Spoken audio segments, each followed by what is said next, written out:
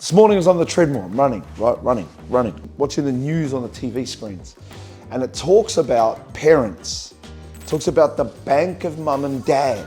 And it said you'll be surprised what parents are actually paying for their adult children. On the news it was talking specifically about parents paying for things like the mobile phone bills. I want to get your understanding, or even understand what you're doing, get your thoughts on this.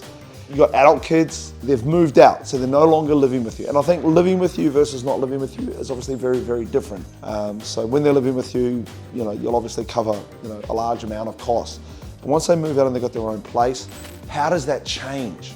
So obviously at one end of the spectrum, you've got well, no one ever helped me. You need to learn to stand on your own 2 feet. That's the parents that don't help with nothing at all. Like, bro, you on your own, grow up, And then at the other end of the spectrum is probably the indulgent parent that covers everything. That would be paying the rent, that would be paying for utilities, phone, maybe even the car and transport costs, and then in the middle is somewhere in between.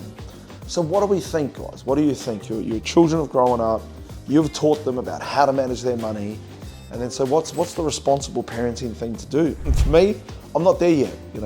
My boys, they're still at home. They still live with us. So I don't know what it's like for them to live on their own. But one experience I do have is, Elijah's turning 18 in September, and he got his P's in January of this year. Last week, he's had his eye on a car, right? Young guy, P's, wants to buy his first car. And Elijah got his P's on a manual, so he wanted to buy a manual car.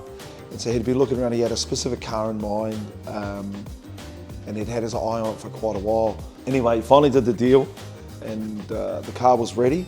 And so I sat with him, I said, do you want Dad to pay for the car, or do you want to pay for the car? So the real question is, do you want to be able to say you paid for your car, or you want to say that your parents bought you your first car? And he said to me, Dad, I'll pay for my car. Elijah's really good at managing his money. He saves the majority of his income. But I thought that was really cool. Him choosing, him actively making the choice that he would rather buy the car than have me buy it for him. And I was happy either way, but I was really happy when he said that he wanted to do it for himself. As we give our children the things that we never had, making sure that we don't rob them of the experiences that help to build their character. Just because we have more resources or more ability, if we're overindulgent, it really can stunt their growth from a responsibility perspective and from a decision-making perspective as well, and then being able to onboard responsibility. But yeah, for me, in your eyes, what's too much for you to do? Or what are you doing? How are you actually supplementing the cost of living for your adult kids, especially ones who've just left home? Obviously, if they're a lot older, it's very different, but I'm talking, they may have just moved out or moved out not long ago. What are you doing to kind of, tip in, help out where you can?